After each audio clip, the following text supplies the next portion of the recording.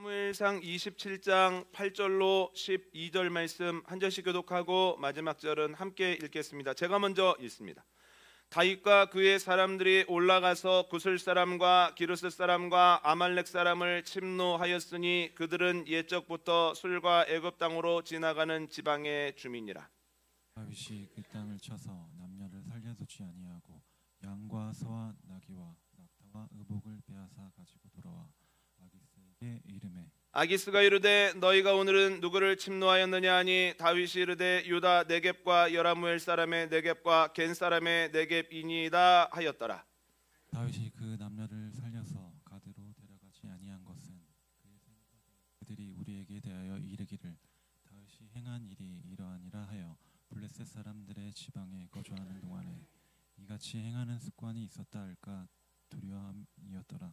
함께 하겠습니다. 아기스가 다윗을 믿고 말하기를 다윗이 자기 백성 이스라엘에게 심히 미움을 받게 되었으니 그는 영원히 내 부하가 되리라고 생각하니라. 아멘. 하나님은 우리에게 많은 것들을 아낌없이 주셨습니다. 그러나 모든 것을 주신 것은 아닙니다. 우리를 위해서입니다. 주시지 않은 것 중에 대표적인 것은 시간에 대한 절대 권한입니다. 우리에게 시간에 대한 절대 권한이 없기 때문에 나타나는 현상은 크게 두 가지로 볼 수 있는데, 첫 번째는 누구도 시간을 거스를 수 없습니다.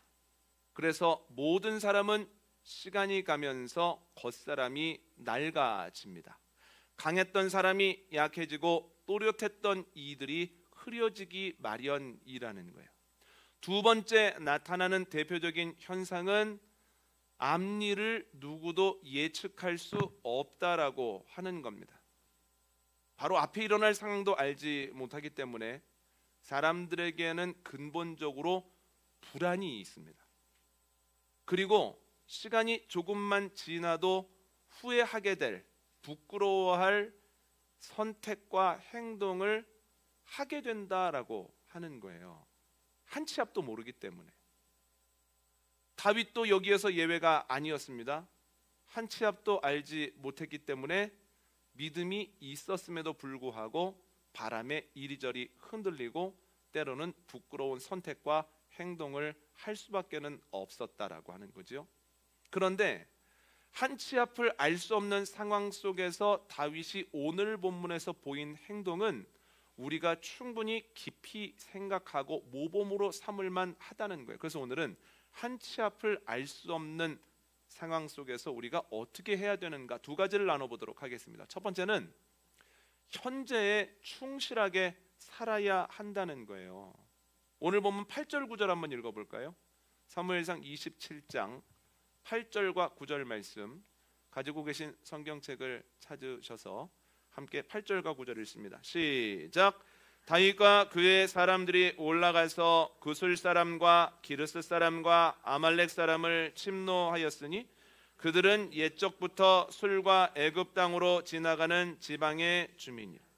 다윗이 그들 땅을 쳐서 남녀를 살려두지 아니하고 양과 소와 나귀와 낙타와 의복을 빼앗아 가지고 돌아와 아기스에게 이르매. 아멘.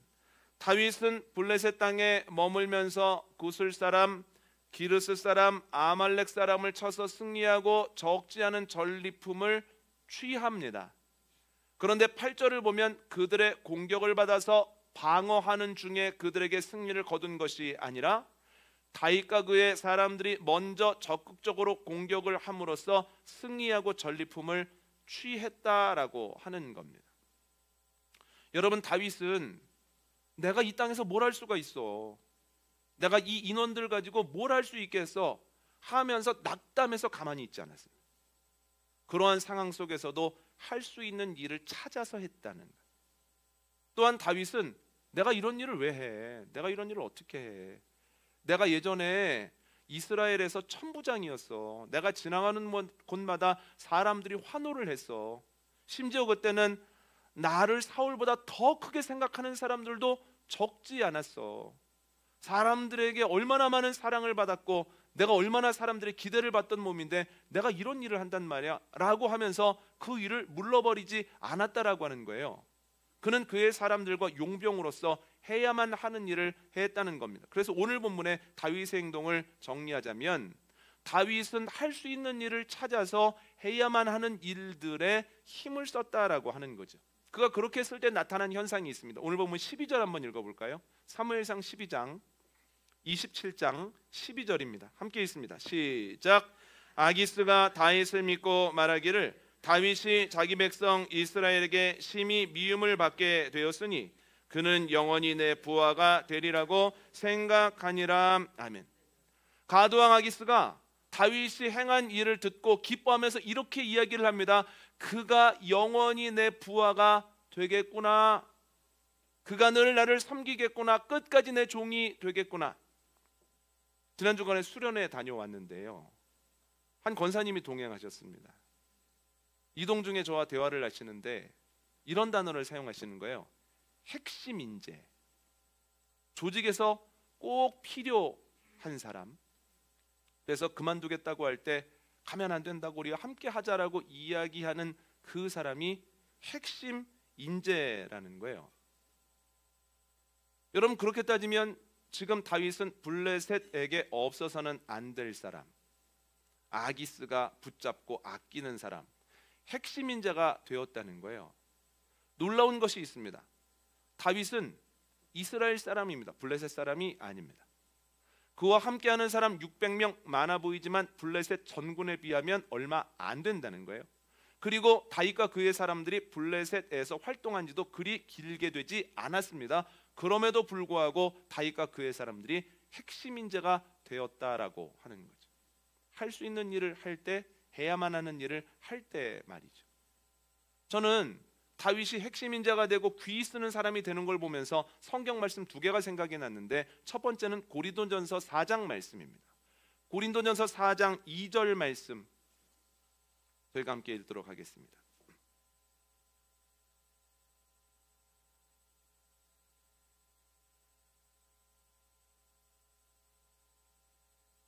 고린도전서 4장 2절 말씀 함께 읽습니다. 시작. 그리고 맡은 자들에게 구할 것은 충성이니라. 아멘. 하나님께서 바울을 통해 뭐라고 말씀하십니까? 내가 맡은 자들에게 충성을 요구한다는 거예요. 공동번역은 이 구절을 이렇게 표현하고 있습니다. 관리인들에게 무엇보다 요구되는 것은 주인에 대한 충성입니다. 이와 더불어서 생각난 말씀 잠언 22장에 있습니다. 잠언 22장 29절 말씀 찾아서 함께 읽겠습니다.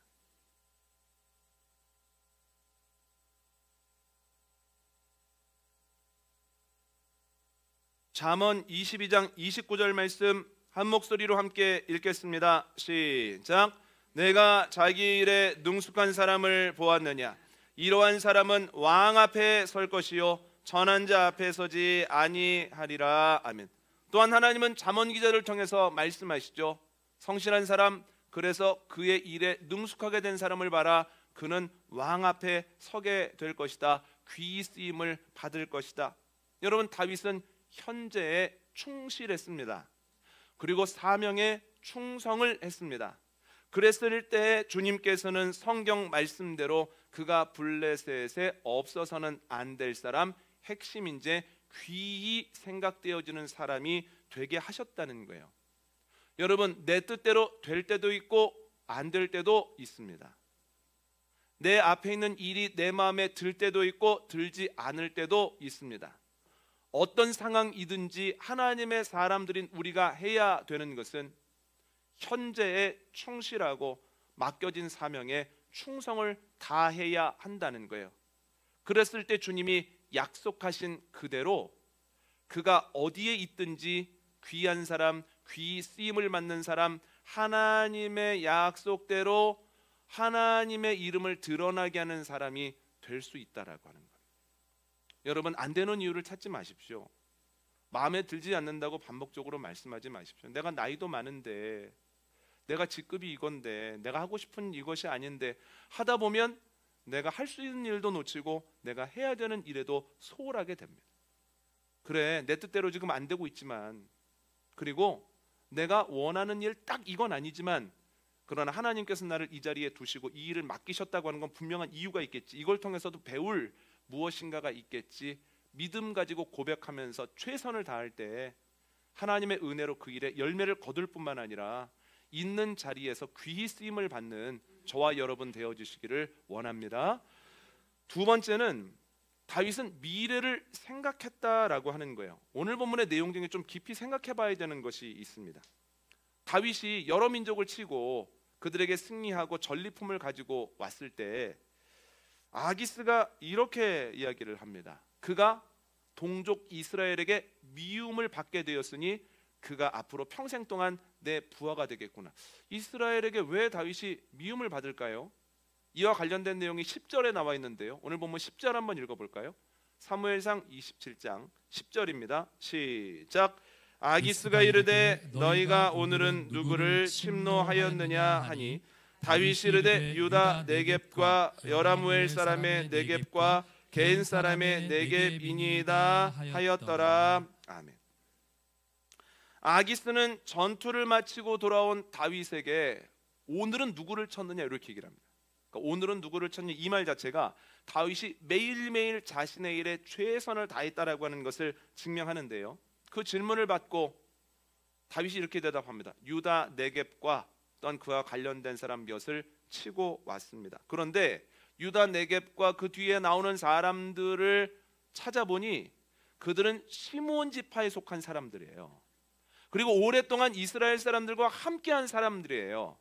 그래서 지금 다윗이 뭐라고 아기스에게 이야기를 하는 거냐면 제가 이스라엘을 치고 왔습니다. 이스라엘을 치고 얻은 전리품이 제 손에 있습니다 라고 아기스에게 이야기를 하고 있다라고 하는 거예요. 그 말을 듣고 아기스가 무슨 생각을 했겠습니까? 아하, 사울이 자신을 쫓아다니는 적이고 또한 사울의 힘의 기반이 여러 지파들이니 당연히 다윗이 이스라엘 지파를 적으로 여기고 그들을 쳐서 이겼구나 이렇게 생각을 하고 이제는 다윗과 이스라엘 사이에 건널 수 없는 강이 생겼다 이렇게 생각을 한 겁니다.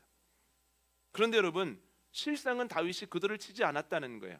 8절 한번 읽어볼까요? 오늘 보면 8절입니다. 함께 읽습니다. 시작.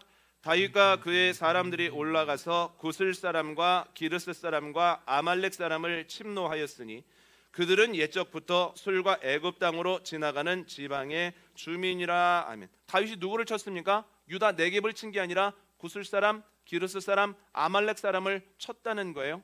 그런데 그들은 이스라엘 사람들 아닙니다. 그리고 이스라엘 사람들과 아예 관련이 없는 사람들도 아니에요. 이스라엘 사람들은 아닌데 꽤 옛날부터 이스라엘 남부를 왔다 갔다 하면서 이스라엘 사람들을 귀찮게 하고 괴롭게 하던 존재라는 거예요. 그런데 다윗이 이번 기회에 그들을 정리했다는 거예요. 이것을 우리나라 역사에서 비슷한 게 뭐가 있을까 생각을 해보니까요. 고려 중후기부터 남쪽 지역에 왜구들이 자꾸 들어와서 귀찮게 하지 않았습니까? 그때 세종대왕이 사람들을 보내서 왜구를 토벌하지 않았습니까? 그러니까 이런 느낌하고 강한 거예요. 그러니까 다윗이 했던 오늘 본문에 나오는 행동의 본질이 뭐냐면 다급하다고 해서 동족을 치고 공을 세운 것이 아니라 다급함에도 불구하고 동족이 가지고 있었던 아주 성가신 문제를 해결한 거다라는 것이 다윗 행동의 본질이라는 거죠. 목사님 거짓말 아닙니까? 거짓말입니다. 그런데 다윗이 거짓말했다는 사실보다 왜 그가 그런 거짓말을 해야 되는 상황이 올 걸 뻔히 알면서도 그렇게 했을까? 여기에 초점을 두고 봐야 될 필요가 있다라고 하는 거예요. 그거에 거짓말을 할 것을 알면서도 그가 이방인을 쳤을까요? 이스라엘 사람이 아니라 이스라엘 사람을 쳤다고 하면 아기스가 더 확실히 믿어줄 텐데요. 왜냐하면 다윗의 시선이 여기만 머무르는 것이 아니라 미래로 향하고 있기 때문이에요. 하나님께서는 다윗을 왕으로 세우시고 그를 통해서 이스라엘을 굳건하게 만드실 계획을 가지고 계십니다. 사무엘을 통해서 다윗에게 알려주세요. 그리고 사울왕을 통해서 다윗에게 2번이나 그 사실을 확인시켜 주십니다. 여러분 기억나십니까? 다윗이 의의 씨앗을 사울에게 뿌렸을 때 사울이 감동해서 뭐라고 이야기를 합니까? 다윗아, 너는 반드시 승리할 거다. 이스라엘의 왕이 될 거다. 너를 통해서 이스라엘이 굳건해질 거다. 2번이나 그렇게 말하지 않습니까? 사무엘이 알려주고 사울이 확인시켜줬을 때 하나님이 자신에 대해서 가지고 계신 계획을 다윗이 알고 있는 거예요. 아는 것뿐만 아니라 그렇게 될 것을 믿는 겁니다. 그래서 지금 하는 행동이 그때가 됐을 때 어떤 영향을 미치는 사건이 될까를 계속해서 다윗이 고민하고 있는 거예요. 그 증거 한번 볼까요? 사무엘상 25장 한번 찾아보시죠. 사무엘상 25장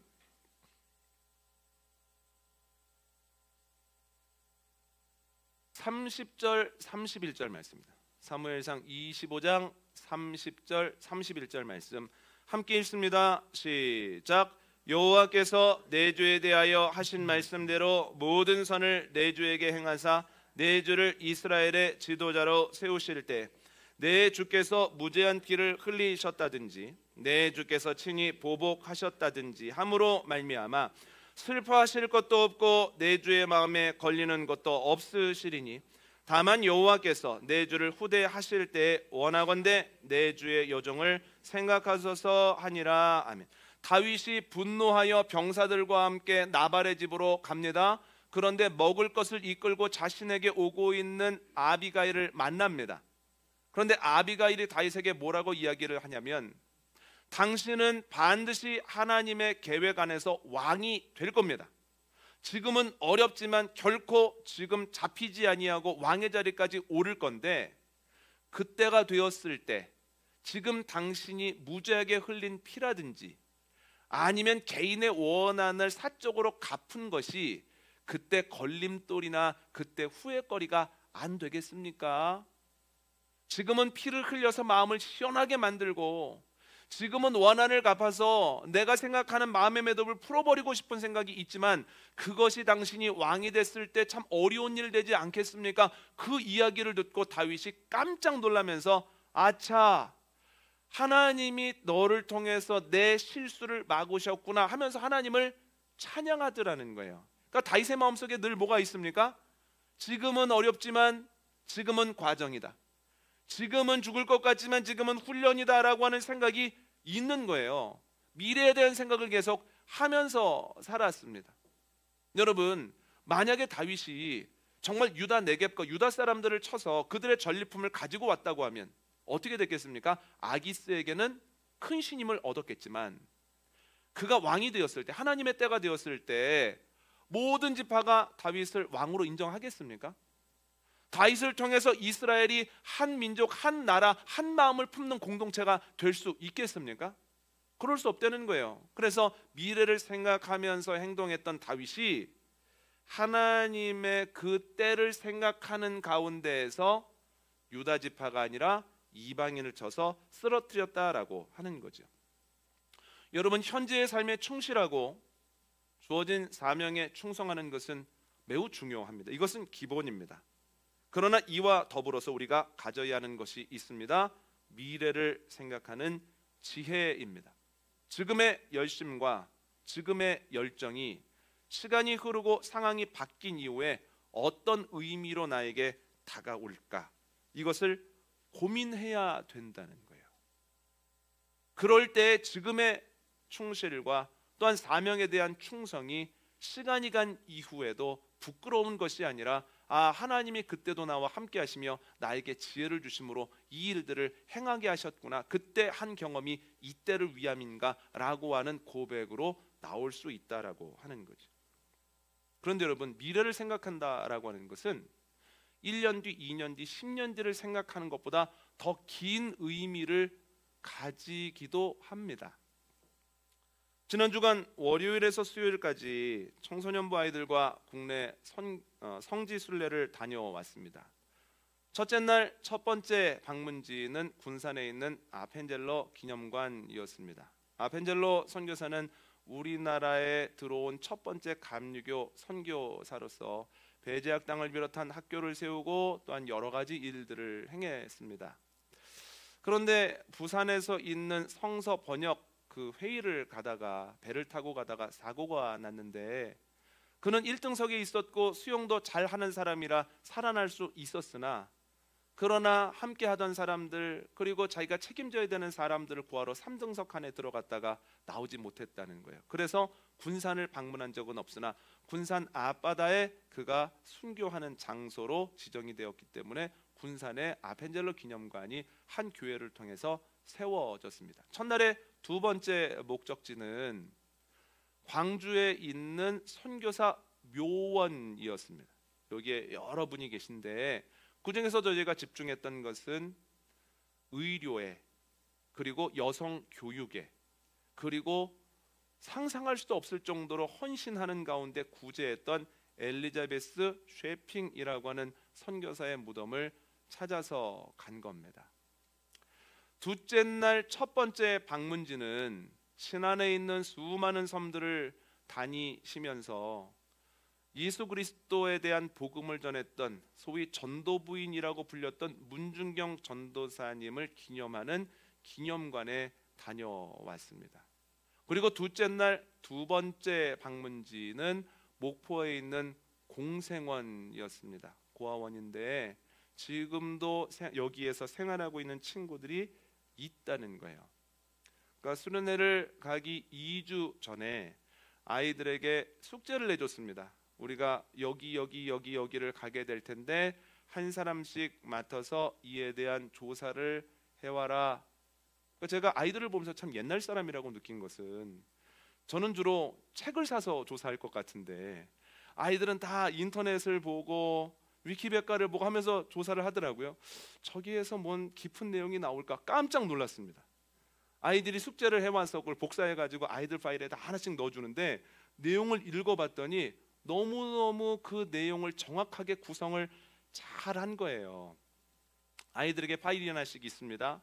이제 그 장소를 도착합니다. 그러면 차에서 내리기 전에 그 지점을 조사한 친구가 차 안에서 발표를 하는 겁니다.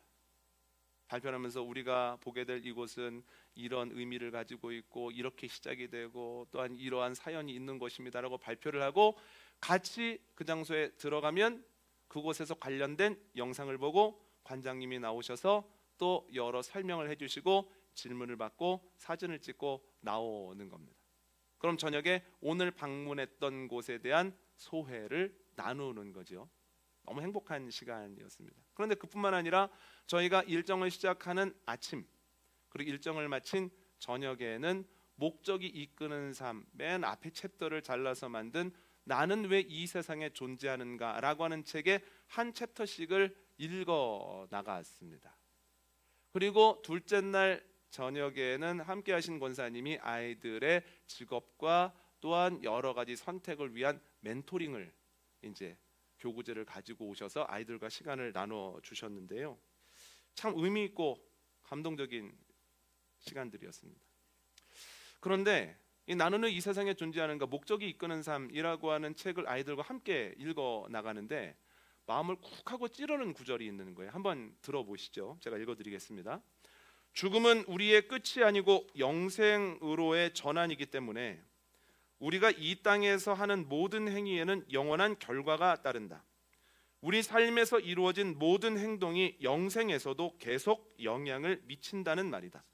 현재의 삶에서 가장 해로운 면은 근시안적 사고다.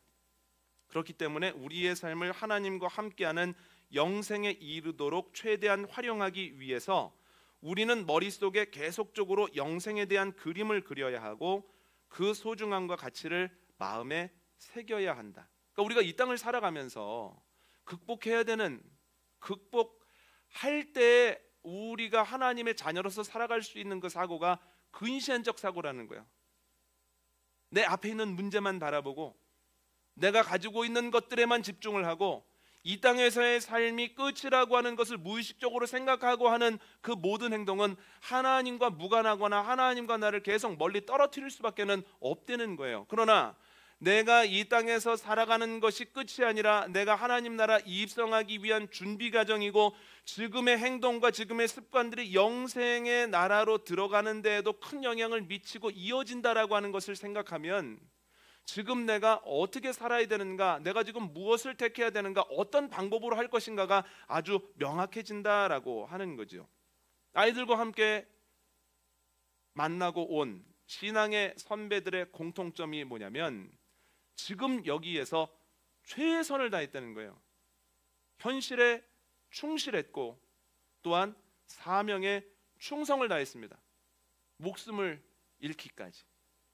그러나 거기에서 멈추지 아니하고 그들의 시선이 현재에 충실하고 사명에 충성을 다하는 가운데에서 그들이 미래를 바라보고 있었다는 거예요. 학교라고 해봤자 3-4명 모여서 수업을 시작한 겁니다. 아무것도 없는 곳에서 사람들과 글을 읽어나가기 시작한 겁니다.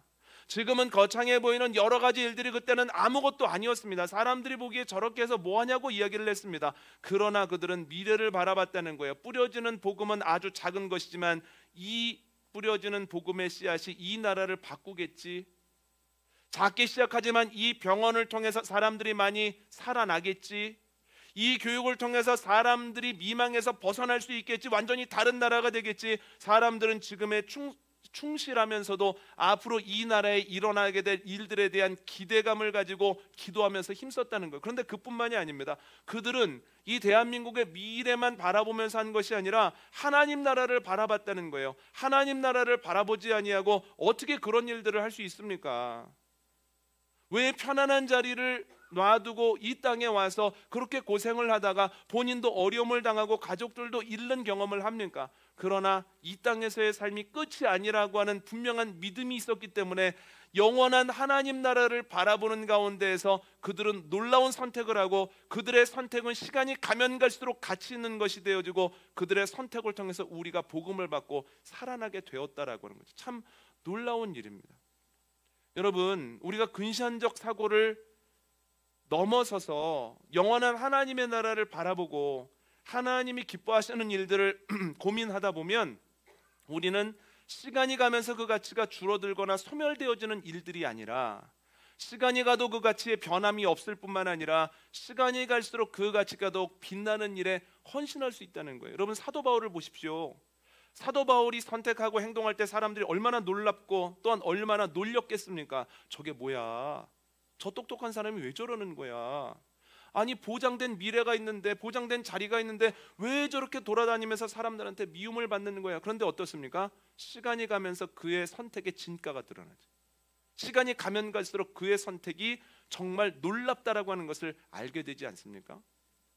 여러분, 우리도 근시안적인 것에서 점점 벗어나는 영원한 하나님의 나라를 바라보는 가운데에서 정말 중요한 길을 걸어가고 중요한 것을 택할 때 시간이 가면 갈수록 좋은 선택이었다고 고백하는 그 길을 걸어가는 저와 여러분 복된 인생 되어지기를 원합니다. 그런데 이 길을 걸어가는 중에 하나 기억해야 되는 게 있습니다. 모든 것이 좋았지만 저에게 한 군데만 꼽으라면 목포에 있는 공생원을 꼽고 싶습니다. 앞에서 말씀드렸던 것처럼 공생원은 고아원인데요, 윤치호 전도사님이라고 하는 분이 7명의 고아들을 먹이기 시작하면서 그들을 재우기 시작하면서 그 공동체가 시작이 됐습니다. 교회 다니는 분들, 그분을 아는 사람은 윤치호 전도사를 전도사님이라고 불렀지만 일반적인 사람들은 그분을 거지 대장이라고 불렀습니다.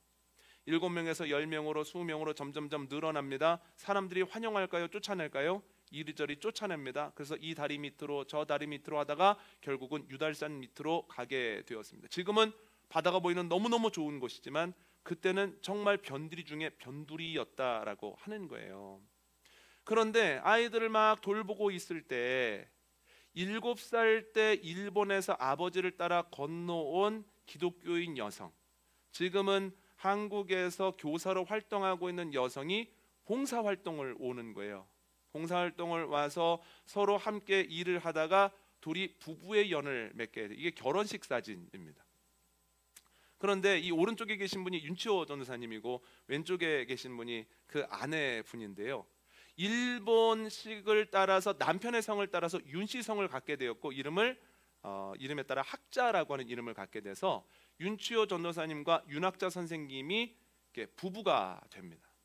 그런데 삶이 고된 거예요. 여러분, 아이들 먹일 것을 구한다는 게 너무 어려운 거예요. 입힐 것을 구한다는 것도 너무 어려운데 아이들이 점점 늘어나는 거예요. 거기에 가야 조금이라도 밥을 먹고 살 수 있기 때문에 말이죠.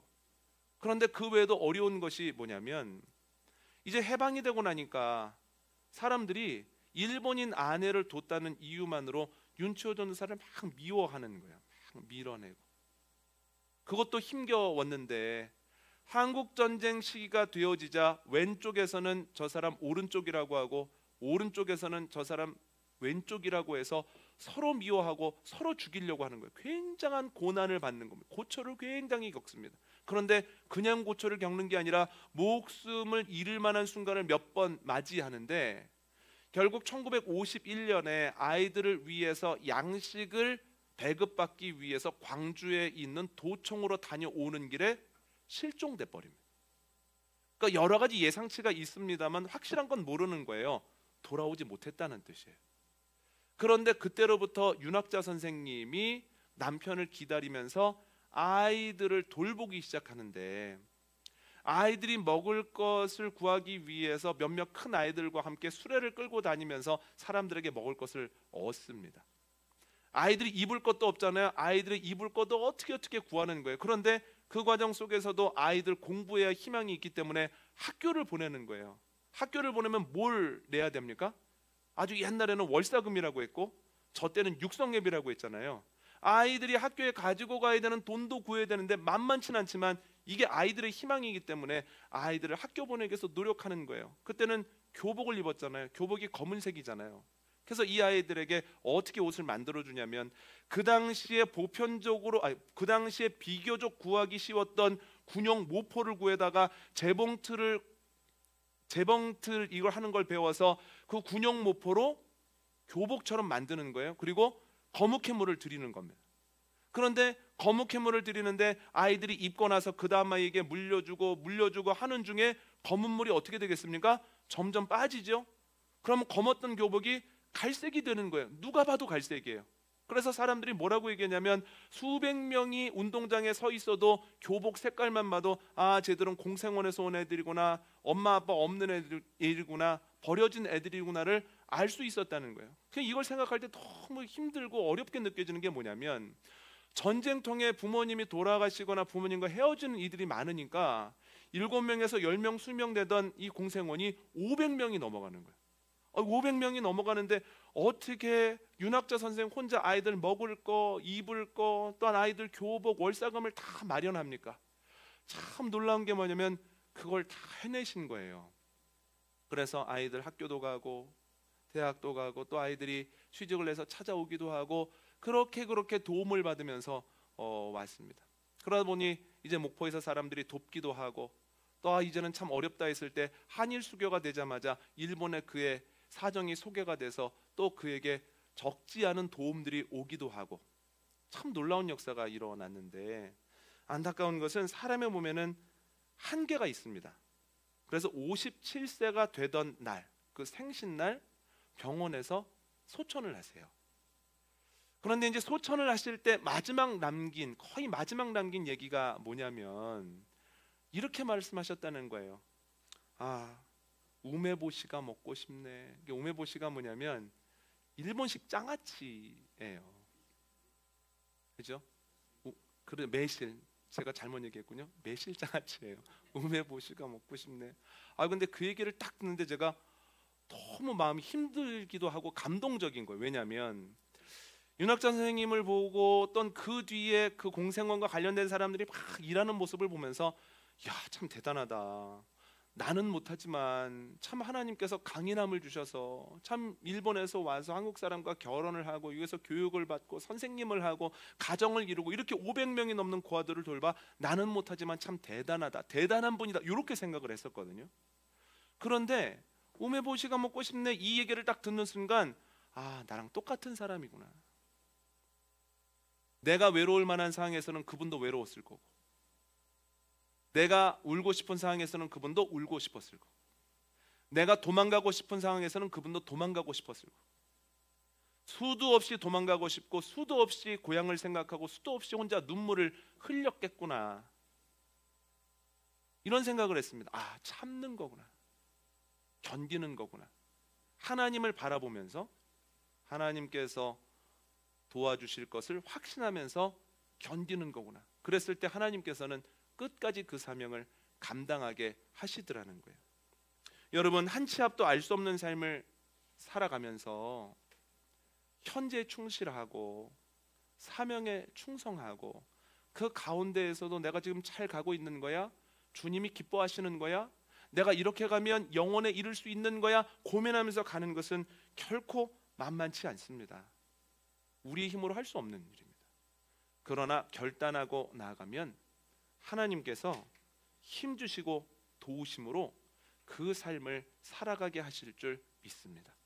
여러분, 현재에 충실하고 또한 주어진 사명에 충성함으로 어디에서나 존귀한 자, 쓰임을 받는 자 되시기를 원하고, 또한 영원을 바라보면서 주님이 기뻐하시는 삶을 고민하면서 나아갈 때 주님께도 존귀함을 받는 은혜가 저와 여러분에게 또한 이번 일주일에 넘치게 되어지기를 원합니다.